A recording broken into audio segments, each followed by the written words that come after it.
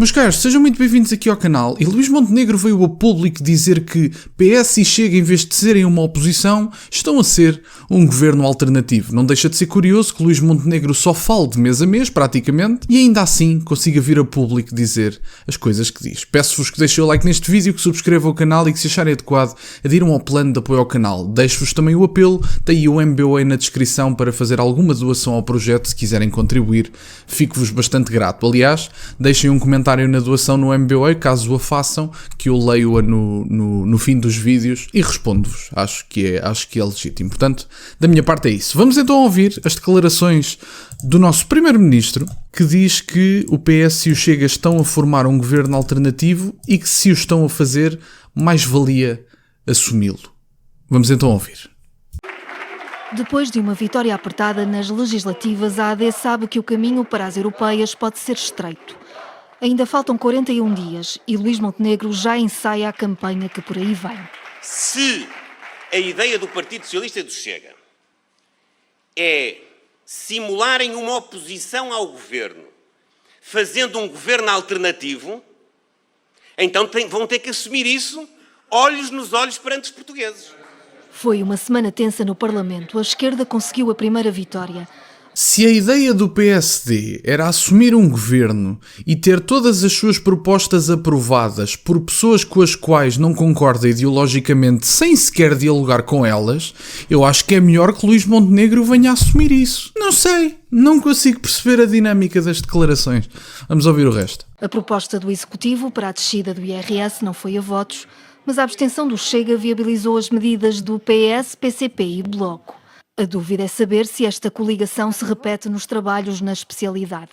E é isto que explica o desafio à oposição para o tal governo alternativo e para uma clarificação nas europeias. Deixa ver se eu percebi. Segundo a jornalista, a abstenção do Chega a medidas que são cortes fiscais para os portugueses é uma coligação com o PS? Então, mas se as medidas eram do Bloco de Esquerda, do PCP e do PS, porque é que a coligação é só com o PS? Já agora estou a mandar para o ar, não é?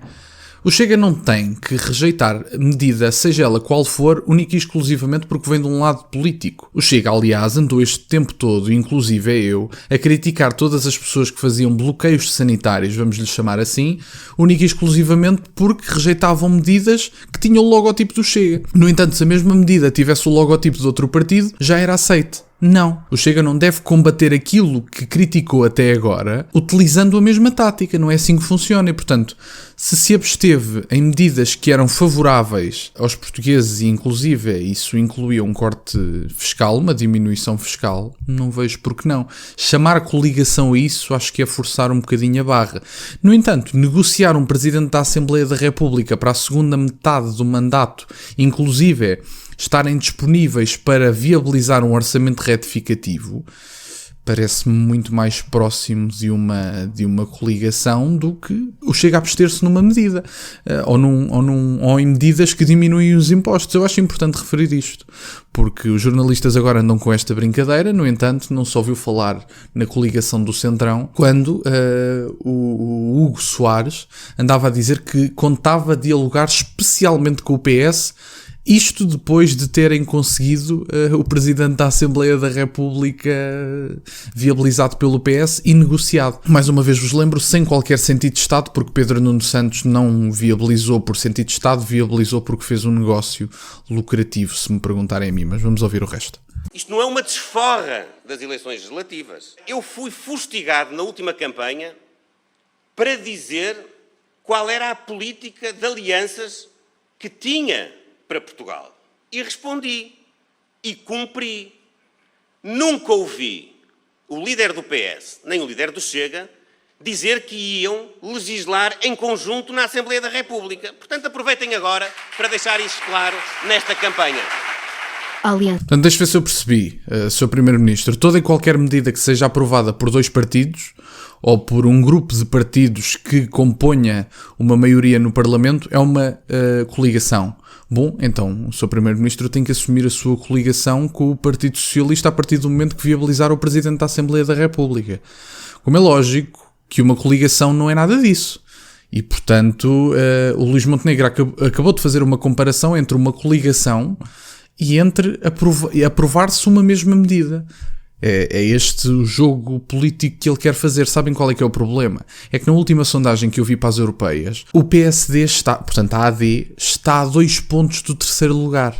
Esse é que é o problema. E talvez seja esse o receio. Mas talvez tenha razão para ter medo, Dr. Luís Montenegro. Talvez esteja para ficar em terceiro, uns meses depois de ganhar as legislativas no país. Tem alguma razão para ter medo, se me perguntar a mim. A Aliança Democrática apresentou os candidatos a 9 de junho e o cabeça de cartaz, Sebastião Bugalho. O Luís Montenegro correu um risco quando me convidou, é verdade. E eu corri um risco quando disse que sim, também é verdade. Mas eu pergunto-vos, quando é que a história não foi feita de correr riscos? Para os outros, a Europa é uma caixa de multibanco ou uma vigia orçamental. Para nós, a Europa não é só isso. A Europa não é um milheiro que partimos quando precisamos. Força da... PSD e CDS têm 7 eurodeputados. Luís Montenegro fala num bom resultado, mas sem concretizar, e já aponta aos principais adversários. E o Chega, por exemplo, vai ter de explicar porque é que anda de mão dada, de braço dado na Europa, com partidos italianos, franceses, alemães, que defendem o regime russo de Putin.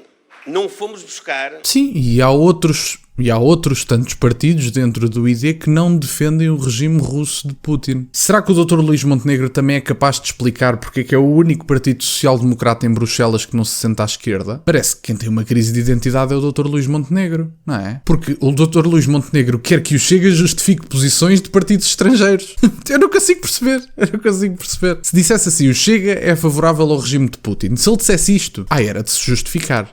Agora, o Luís Montenegro está a dizer que o Chega tem que justificar posições de partidos que são da sua família política. Bom, quer dizer, então vamos então olhar para si, para o seu PSD, e perguntar-lhe exatamente qual é a identidade do PSD, porque ninguém sabe. Consigo ninguém sabe o que é. Com o Rui Rio eram sociais-democratas de centro-esquerda, aliás, segundo o próprio, era um social-democrata. Com Passos Coelho já era outra coisa. Consigo é o quê? O que é que o PSD é? O PSD é um partido mais à esquerda ou mais à direita? Não sabem. É que segundo o fundador são de centro-esquerda. Segundo o Dr. Luís Montenegro são de centro-direita. Com o Rui Rio há uns anos atrás eram de centro-esquerda. Em que é que ficamos? Eu acho que o problema de identidade está no seu partido. Mas eu pergunto-lhe, Dr. Luís Montenegro, que eu acho que é importante responder a isto. Porque é que o seu Partido Social-Democrata, na Europa, é o único que não se senta à esquerda? No entanto, o seu fundador, inclusive é Pinto Balsemão, também já vieram dizer que são de centro-esquerda. Eu acho que essa crise de identidade é que é complicada. Em que é que estão a votar? Os eleitores que votam no PSD e na AD estão a votar em quê, exatamente? Centro-esquerda ou centro-direita? Curioso, não é? Agora, não peçam ao Chega para justificar posições de partidos da sua família política. Tem alguns que são favoráveis ao regime de Putin. E então? O que é que querem fazer sobre o assunto? É o Chega que tem que justificar isso? Luís Montenegro que vá a Bruxelas e que faça as perguntas que tem que fazer. Sim, é verdade. Há efetivamente... Inclusive o Salvini é favorável ao regime de Putin, pelo que sei. Querem fazer o quê sobre o assunto? É uma posição. Tem direito a ela. Uma pessoa livre. Certo? É o que me parece a mim. Não é a posição do Chega. Portanto, não é o Chega que tem que se incutir a responsabilidade da posição do Salvini. Ponto final, parágrafo. Espero que esteja esclarecido. Um membro do governo que despedimos lá atrás. Não! Está lançado o desafio para o próximo mês. Eu estou mesmo a gostar muito de governar.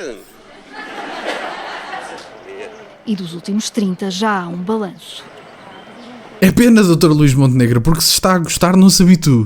Não fico muito acomodado. Não se aconchegue, não traga as mantas, que não vale a pena. Daqui a uns meses, muito provavelmente, vamos ter eleições outra vez.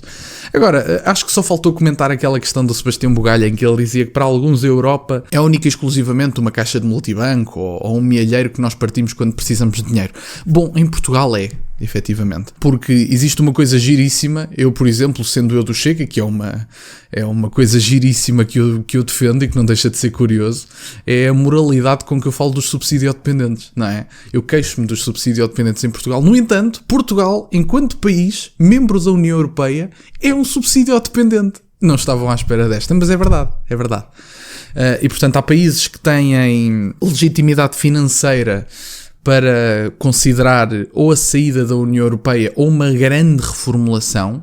Nós, no entanto, não temos legitimidade nem força para considerar seja o que for na União Europeia e por isso as nossas posições maioritariamente, e porque as pessoas em Portugal compreendem isso, são sempre indiscutivelmente pró-Europa. Não quero, para a Europa não, para a União Europeia. Não quero ser mal interpretado. Eu acho que a União Europeia, enquanto tinha a ver com parcerias e cooperação económicas, era mais interessante. Neste momento, perder soberania dos países, nomeadamente por aquele atentado à liberdade das pessoas, chamado Tratado Pandémico. Eu acho que são coisas que nenhuma pessoa que goste minimamente do seu país pode concordar. Eu não estou interessado numa União Europeia federação. Eu não quero os Estados Unidos da Europa, uma coisa assim do género. Portanto, quer dizer, não é essa a ideia. A União Europeia tem países que devem ser soberanos e livres e que não devem ser geridos por pessoas que dizem querer espalhar, e com tendências expansionistas, querer espalhar a democracia. No entanto, eles próprios não têm sistemas democráticos. Em Bruxelas temos muitas pessoas a dar diretrizes para Portugal que primeiro não conhecem o país e segundo não são eleitas, e na OMS ainda é pior.